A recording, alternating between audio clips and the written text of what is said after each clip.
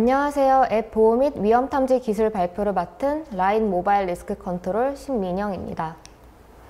목차인데요. 처음에는 안드로이드와 iOS에서 발생할 수 있는 공격 사례를 간단히 소개해드리고, 공격 방법에 따른 보안 방법과 그리고 보안 방법에 따라 발생하는 비용이 어떻게 차이가 나는지를 설명을 드리겠습니다.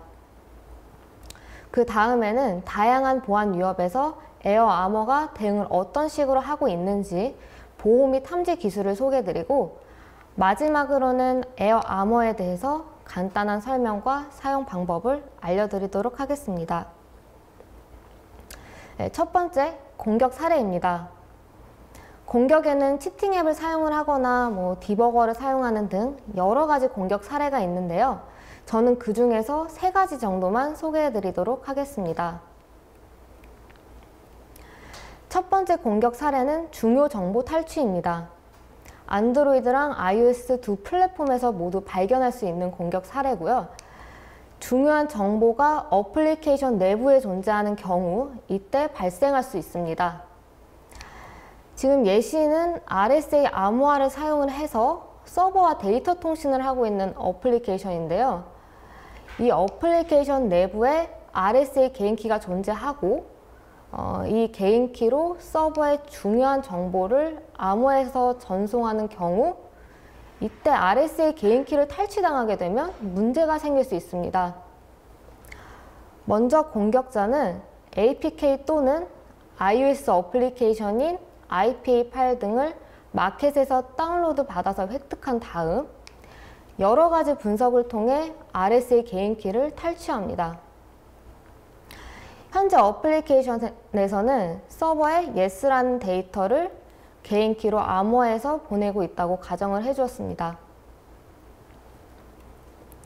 공격자는 이 탈취한 RSA 개인키를 사용을 해서 이 yes라는 데이터 대신 no라는 데이터가 전송되도록 이렇게 수정을 할 수가 있습니다. 그러면 서버에서는 이 yes라는 데이터를 대신 no라는 데이터를 받아서 처리하게 되겠죠. 즉 RSA 개인키를 탈취할 수 있는 어플리케이션의 경우 공격자가 특정 데이터를 공격자가 원하는 데이터로 바꿔서 보낼 수 있다는 뜻이 됩니다. 그래서 개발자는 이러한 중요한 정보를 어플리케이션 내부에 존재하지 않게 하는 게 가장 좋고요. 만약 하지 못한 경우에도 보안 솔루션을 적용을 해준다면 이러한 상황을 어느 정도 예방하는 것이 가능해집니다. 다음 공격 사례는 변조 앱입니다. 변조 앱은 기존 어플리케이션을 수정한 어플리케이션을 뜻하는데요. 이것도 안드로이드뿐만 아니라 iOS 플랫폼에서도 볼 수 있습니다. 그럼 이 변조 앱에 대해서 설명을 드리도록 하겠습니다. 먼저 구글 앱스토어나 애플 앱스토어 같은 일반 마켓에서 일단 공격자가 어플리케이션을 다운로드를 받아줍니다. 그리고 어플리케이션을 이 공격자 입맛에 맞게 어플리케이션 코드를 수정을 해서 이렇게 광고 모듈이나 멀웨어, 후킹 모듈 등을 삽입한 이 변조 앱을 만들어서 재배포를 내줍니다. 이때 일반 마켓에서는 배포할 수가 없기 때문에 변조 앱을 판매하는 사이트나 비정상적인 마켓인 블랙 마켓에서 재배포를 내줍니다. 만약 이렇게 변조 앱이 만들어지게 되면 다수의 불특정한 사람들이 이 변조된 어플리케이션을 사용할 수 있게 됩니다. 그래서 이러한 공격을 방지하기 위해서는 어플리케이션을 리패키징 하여 사용하지 못하도록 보호하는 방법을 사용해 줘야 합니다. 다음 공격 사례는 메모리 수정입니다. 메모리에 중요한 데이터를 저장해서 사용하는 경우 이때 공격자는 데이터를 임의로 변경할 수 있게 됩니다. 간단히 예제를 보여드리겠습니다. 현재 어플리케이션에 돈이라는 항목이 처음에 10,000포인트가 들어있는 샘플입니다. 맨 처음에는 돈이 10,000포인트가 있는데요. 공격자는 이 돈을 50,000포인트로 수정을 하려고 합니다. 하지만 메모리 어딘가에 돈의 데이터가 있는 건 알아도 정확하게 어디에 존재하는지는 알 수가 없기 때문에 먼저 어디에 위치하는 것인지부터 찾아줘야 합니다. 먼저 만인 0x2710을 메모리 스캔을 해서 찾아냅니다. 예시에서는 두 군데를 찾을 수가 있는데요. 이렇게만 봐서는 어떤 것이 수정하고자 하는 돈의 데이터를 가리키는지는 알 수가 없습니다. 하지만 이 둘 중에 하나라는 것은 추측할 수가 있죠. 여기서 공격자가 어플리케이션의 합법적인 경로로 이렇게 포인트를 증가를 시키거나 감소시켜줍니다. 예제에서는 제가 설명드리기 쉽도록 돈이라는 데이터에 10,000포인트를 증가시켰다고 가정을 해줬습니다. 그러면 공격자는 아까 두 군데로 추려놨기 때문에 그 2만인 0x4220을 찾을 때는 아까처럼 메모리 전부 다 확인할 필요는 없고요. 이렇게 추려놓은 두 군데에서만 2만으로 변경된 메모리 주소를 찾아주면 됩니다. 이렇게 돈의 데이터를 가지고 있는 메모리 주소를 획득할 수가 있습니다. 이제 공격자는 돈에 해당하는 데이터의 메모리 주소를 알아냈기 때문에 해당 메모리 주소에 직접 접근을 해서 5만인 0xC350으로 수정을 해줍니다. 그러면 어플리케이션에서도 이 변경된 5만 포인트의 돈을 사용할 수 있게 됩니다. 이를 막기 위해서는 메모리 스캔도 방지해 줘야 되고요. 그리고 메모리 수정도 할 수 없게 보호해 주는 것이 필요합니다. 간단하게 공격 사례 3가지 정도를 살펴봤는데요. 다음으로는 공격 방법에 따른 보안 방법과 비용 등을 간단히 표로 정리해 보았습니다. 공격은 크게 메모리 변조랑 파일 변조로 나눌 수가 있습니다. 메모리 변조는 프리다나 치팅 툴, 디버거 등을 사용을 해서 메모리를 직접 건드리는 것을 말하고요. 파일 변조는 어플리케이션 파일을 직접 수정하고 리패키징하고 재서명하는 행위 등을 파일 변조라고 합니다. 보호 방법은 어플리케이션 빌드 전에 보호하는 방법이랑 그리고 빌드 후 보호하는 방법, 마지막으로 모니터링을 통해서 보호하는 방법, 이렇게 총 3가지로 나눌 수가 있는데요. 코드 레벨에서 보호하는 것이 이 앱 빌드 전 보호에 들어갑니다. 코드 레벨에서의 메모리 변조는 보호 SDK를 사용을 하거나 개발자가 직접 코드를 작성하는 방법으로 보호할 수가 있는데요. 메모리 변조는 이제 보통 특정 변수가 위치한 곳을 메모리 스캔에서 찾아서 수정하는 방법을 많이 사용하기 때문에 개발자는 이 중요한 변수가 메모리 스캔으로 찾지 못하게 코드를 작성을 하거나 메모리 스캔 행위 자체를 막는 보호 SDK를 사용을 해서 이러한 중요한 변수를 보호할 수가 있습니다. 하지만 파일 변조는 이 코드 레벨에서 막는 것이 불가능합니다. 파일 변조는 아예 APK 파일이나 IPA 파일 등을 리패키징하는 걸 뜻하는데요. 빌드 전에는 무엇을 해도 리패키징 자체를 막을 수가 없기 때문입니다. 앱 빌드 전에 메모리 변조를 방지하는 것은 개발자가 직접 보호 코드를 작성할 수는 있지만 관련 기술 연구도 필요하고 QA 또한 직접 해야 되기 때문에 개발 비용이 훨씬 증가하게 됩니다. 또한 보안 요인으로 인해서 수정이 불가피해진다면 코드를 수정을 해야 되기 때문에 이 어플리케이션 빌드부터 새로 해야 한다는 단점이 생깁니다. 다음은 앱 빌드 후 보호입니다. 메모리 변조는 빌드 후에도 보호할 수가 있습니다. 빌드된 APK의 보안 솔루션을 적용해주는 작업이 이 빌드 후 보호에 해당하는데요. 메모리 변조를 하기 위해서는 루팅된 디바이스에서 치팅 툴을 사용을 하고 그리고 메모리 어태치를 해서 이게 변조를 하게 되는데 이런 환경에서 어플리케이션이 구동 중인지 이런 것들을 감시를 해서 보호할 수가 있습니다. 메모리 스캔 자체를 방지하는 기술도 이 빌드 후에 보호하는 것이 가능합니다. 파일 변조 같은 경우는 파일이 빌드된 후이기 때문에 변조가 됐을 경우 파일의 정합성을 통해서 변조 여부를 확인할 수가 있습니다. 만약 보안 이슈가 생겼을 경우 앱 빌드 전 보호하는 것처럼 개발 코드 자체를 수정하는 것은 아니고요. 빌드된 어플리케이션에 적용되는 이 보안 솔루션만 수정을 해서 다시 적용만 해주면 됩니다. 하지만 이것도 직접 개발을 하게 되면 보호 기술 연구랑 QA가 필요하기 때문에 많은 비용이 필요합니다. 단 iOS의 경우에는 테스트할 때는 IPA 파일이 빌드돼서 나오지만 마켓에 업로드하는 경우에는 IPA가 나오지 않고 바로 마켓으로 업로드가 되기 때문에 빌드 후 보호 방법은 사용할 수가 없습니다. 모니터링은 이제 변조된 어플리케이션을 사용한 유저가 있는지, 변조를 시도한 유저가 있는지 이런 것들을 웹페이지를 통해서 확인하는 작업입니다. 변조 관련 데이터를 이 어플리케이션에서 수집을 해서 서버로 전송을 하는데요. 해당 데이터들을 확인을 해서 이렇게 변조 유저를 파악할 수가 있습니다.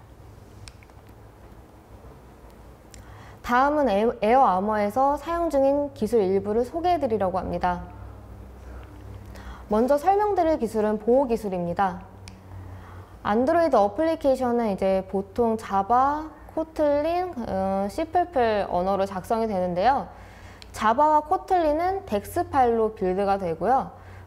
그리고 C++은 SO 파일로 빌드가 됩니다. iOS의 경우에는 오브젝트 C 또는 스위프트 언어로 작성이 되고 마크오 파일로 빌드가 됩니다. 저는 이 중에서 덱스 파일과 SO 파일 보호 이렇게 두 가지에 대해서만 설명을 드릴 건데요. 덱스 파일 보호랑 SO 파일 보호는 보호 기술 구현 원리 자체가 다르기 때문에 따로 설명드리도록 하겠습니다. 덱스 파일 보호에는 난독화 기술이 있는데요. 난독화 기술은 공격자가 어플리케이션을 소스 레벨로 분석을 할 때 보다 분석하기 어렵게 만드는 기술입니다. 난독화 기술 중에 문자열 난독화에 대해서 샘플로 보여드릴 건데요. 화면에 보이는 코드는 헬로 월드라는 문자열을 화면에 출력시키는 앱의 코드입니다. 코드를 보시면 지금 헬로 월드라는 문자열이 들어있는 걸 볼 수 있는데요. 빌드된 어플리케이션을 이 디컴파일러로 확인을 하면 해당 문자열이 아래와 같이 그대로 노출이 됩니다. 그래서 공격자는 해당 디컴파일 결과만 봐도 이 어플리케이션이 헬로 월드라는 문자열을 출력하고 있구나 이렇게 알 수가 있습니다. 하지만 난독화를 거친 다음에 디컴파일러로 다시 확인을 하면 아래와 같이 암호화된 문자열로 보여지기 때문에 난독화를 거치기 전보다는 한눈에 파악하기 힘들어집니다. 다음은 덱스 파일 자체를 암호화해서 보호하는 방법입니다. 덱스 파일은 백스몰리라는 프로그램을 사용을 해서 여러 가지의 이제 스몰리 파일로 변환을 할 수가 있는데요. 스몰리 파일들은 클래스별로 생성이 돼요. 저희는 이 난독화 클래스 리스트를 받게 되면 해당 클래스에 해당하는 스몰리 파일들만 암호화를 시켜줍니다.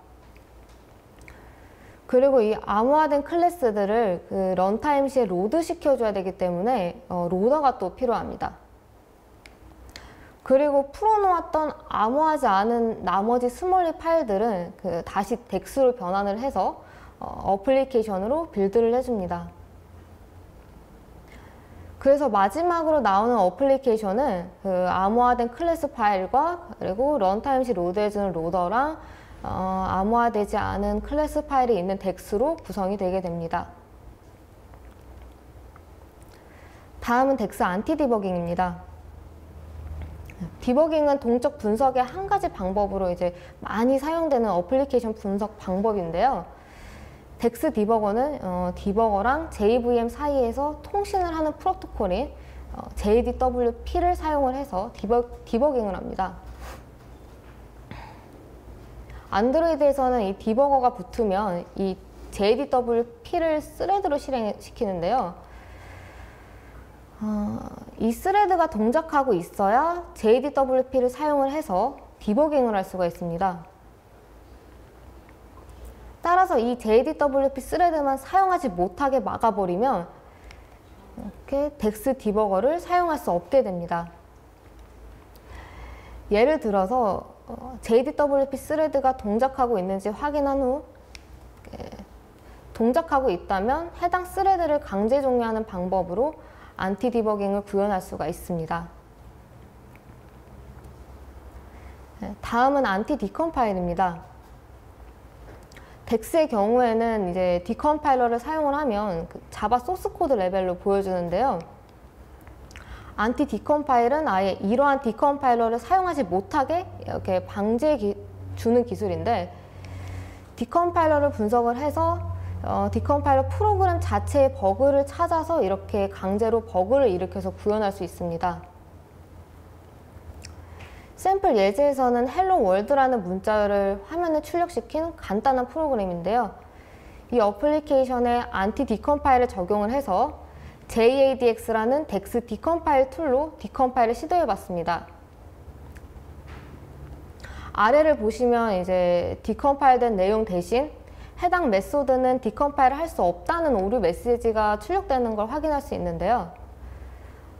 이런 경우에는 툴 자체를 사용할 수 없게 되기 때문에 소스 코드 레벨로는 분석할 수가 없어서 스몰리 문법을 보면서 분석을 하던가 해줘야 됩니다. 다음은 SO 파일 보호입니다. 네이티브 보호라고도 할 수 있고요. 덱스와 마찬가지로 보호 기술은 여러 가지가 있습니다. 그중 하나는 바이너리 패킹입니다. 패킹은 이제 실행 압축을 뜻하기 때문에 바이너리 실행 압축이라고도 할 수가 있는데요. 실행 압축은 본래 사이즈를 줄이기 위해서 나온 기술이긴 하지만 그 압축 기술 자체가 암호화 기술도 어느 정도 차용을 하고 있고, 보호 기술에서 사용되는 실행 압축 기술은 그 사이즈를 줄이는 것보다는 암호화에 더 초점을 맞춰서 개발이 되고 있습니다. SO 파일은 이제 ELF 파일 구조를 가지고 있기 때문에 ELF 실행 압축 기술을 사용하시면 됩니다. 그림은 지금 실행 압축 전후를 표현한 그림인데요. 그림에서는 지금 텍스트 섹션, 로우 데이터 섹션, 다이나믹 심볼 테이블 섹션, 다이나믹 심볼 스트링 테이블 섹션을 암호화를 하고 있고, 그리고 암호화된 섹션들을 로딩하기 위해서 로더를 삽입하는 형식으로 구조가 되어 있습니다. 바이너리가 실행될 때는 이 로더가 가장 먼저 실행이 되고, 로더에서는 암호화한 섹션을 복호한 후에 본래 코드를 실행시키게 됩니다. 다음은 바이너리 암호화입니다. 실행 압축은 SO를 실행하면서 이제 자체적으로 SO에서 로더가 복호화를 해서 이렇게 실행시켜주는 형태였는데요. 하지만 바이너리 암호화는 SO 파일 자체를 통째로 암호화하는 방법입니다. 안드로이드 어플리케이션에서 그 SO 파일을 로드하는 방식을 이용을 하면 바이너리를 통째로 암호화를 해도 사용할 수 있게 됩니다. 루틴은 다음과 같습니다. 빌드된 APK에 지금 A.SO랑 그리고 B.SO가 존재하는데요. A.SO랑 B.SO를 암호화해서 APK에 바꿔놓습니다. 그리고 복호화 코드는 이 다른 SO인 C.SO를 이제 APK에 같이 넣고요. APK는 런타임 시 메모리에 SO를 로드하게 되는데요. A.SO를 메모리에 로드할 때 복호화 시켜서 메모리에 로드하도록 합니다. B.SO 또한 마찬가지로 메모리 로드 시도 시에 이렇게 복호화시켜서 메모리를 로드합니다. 이 방법을 사용하시면 SO 정적 분석만으로는 분석할 수 없습니다. 바이너리 난독화는 분석을 어렵게 하는 방법 중 하나인데요. SO 파일은 보통 아이다라는 툴을 사용을 해서 분석을 많이 하고 있습니다. 난독화도 종류가 여러 개가 있는데 저는 이제 그중 하나인 컨트롤 플로우 그래프 난독화를 보여드리도록 하겠습니다. 아이다라는 툴은 디컴파일도 해주지만 이 플로우 그래프로도 보여주는데요. 첫 번째 사진은 난독화 전 샘플 앱의 메소드 하나를 플로우 그래프로 본 화면입니다. 대충 이 메소드가 어떤 플로우를 가지고 있는지 확인할 수가 있는데요. 난독화를 거치게 되면 플로우 그래프가 이렇게 아래처럼 나와서 분석하기 힘들어집니다. 해당 기술은 코드를 컴파일할 때 이 컴파일러 자체에서 제어 흐름을 임의로 수정하는 기술입니다. 이것은 난독화 시켜주는 컴파일러를 사용을 해서 컴파일을 해주시면 됩니다. 다음은 네이티브 안티 디버깅입니다. 덱스도 안티 디버깅이 있지만 그 네이티브 라이브러리 또한 안티 디버깅이 있는데요. 덱스 파일의 경우에는 이제 JDWP 프로토콜을 사용을 해서 스레드를 강제로 종료하는 방식으로 안티 디버깅을 구현한다고 말씀을 드렸습니다.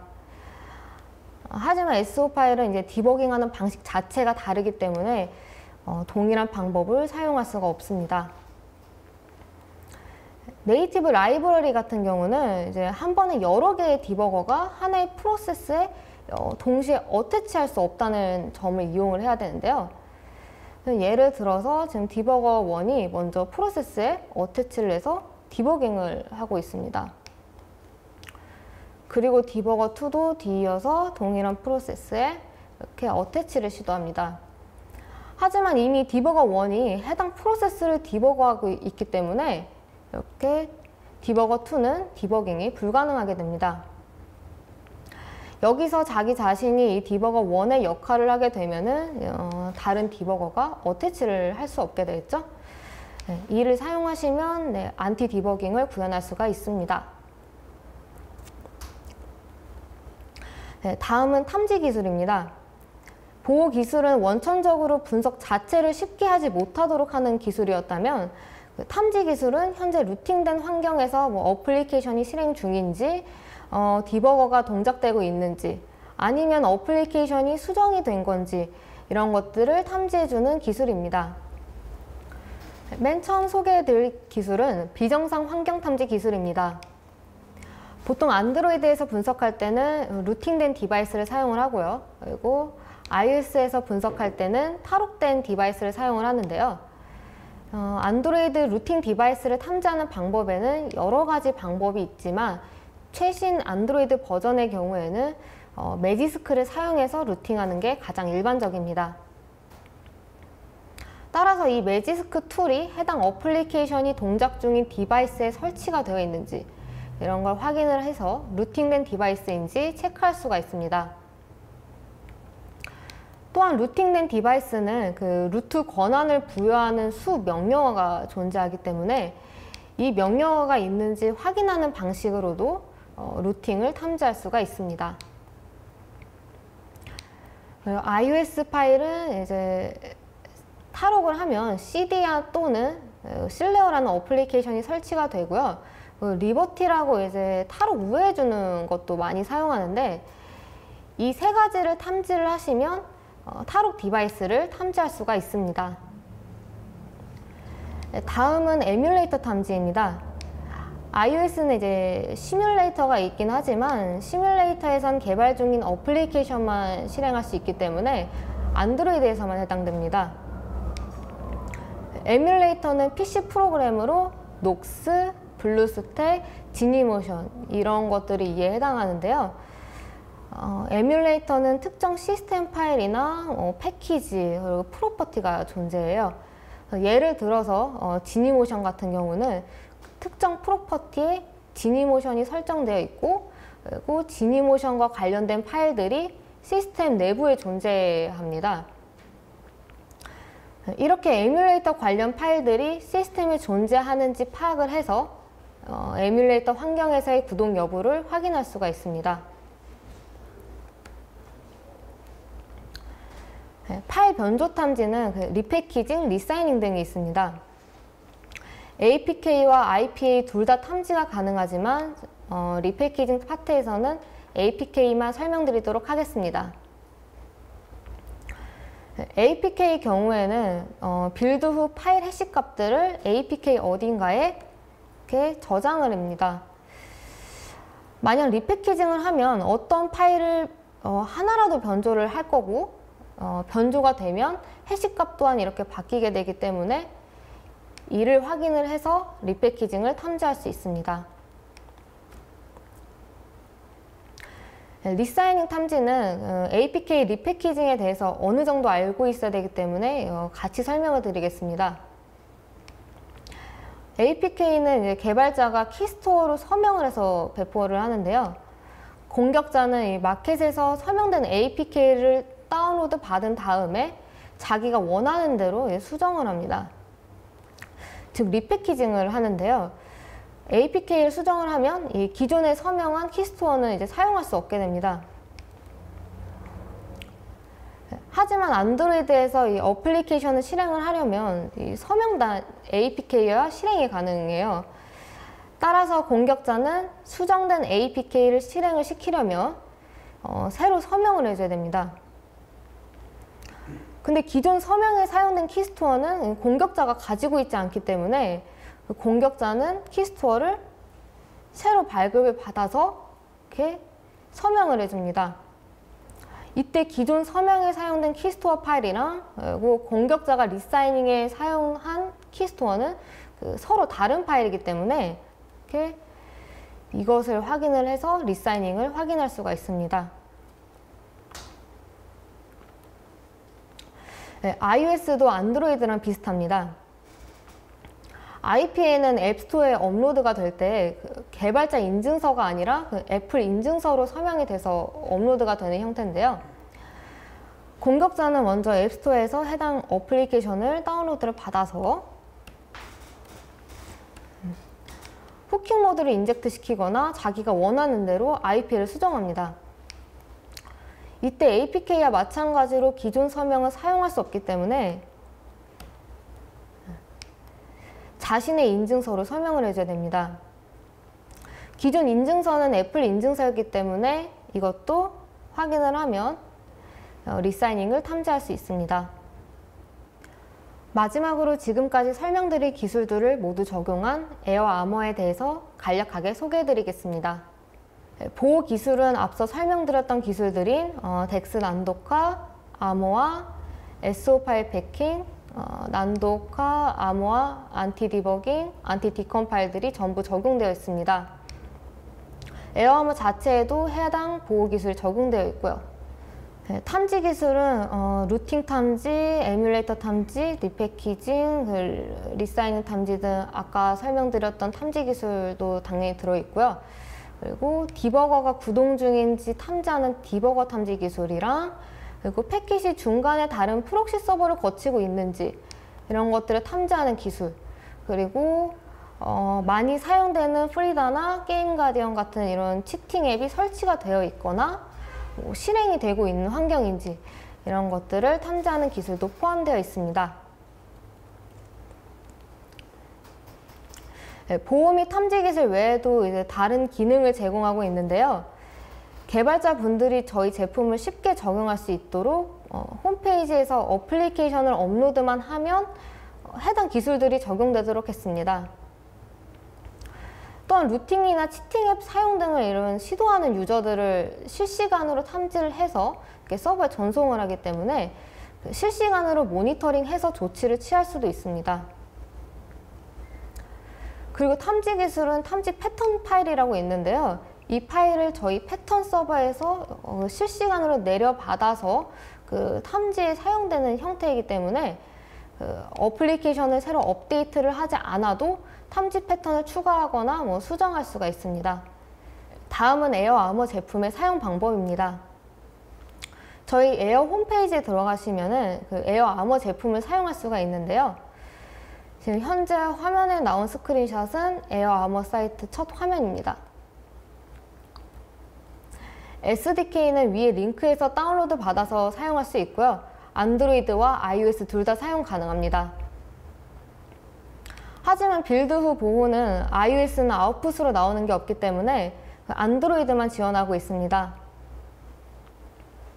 APK 파일을 보호하기 위해서는 먼저 APK를 빌드 하신 다음에 파일을 아래에 끌어 넣어 줍니다. 기다리시면 아래처럼 화면이 나오는데요. 현재 어떤 앱인지 간단한 설명이 되어 있고, 그리고 어떤 패키지, 어떤 파일들을 보호할 건지도 이렇게 설정할 수가 있습니다. 설정 후에는 이 강화 진행 버튼을 눌러서 강화를 진행하고, 강화가 완료되면 보호 모듈이 적용된 어플리케이션을 다운로드 받을 수 있게 됩니다. 밑에는 덱스 파일로 미리 본 강화 전후 비교 바이너리인데요. 원본 APK 파일 덱스는 제 매직 값인 DX라는 문자열이 잘 보이는데, 보호 모듈이 적용된 APK는 덱스 파일이 암호화되어 있다는 것을 볼 수 있습니다. 저희 발표는 여기까지고요. 저희 제품에 대해서 문의사항이 있으신 경우에는 아래 이메일로 문의 주시면 답변 드리도록 하겠습니다. 감사합니다.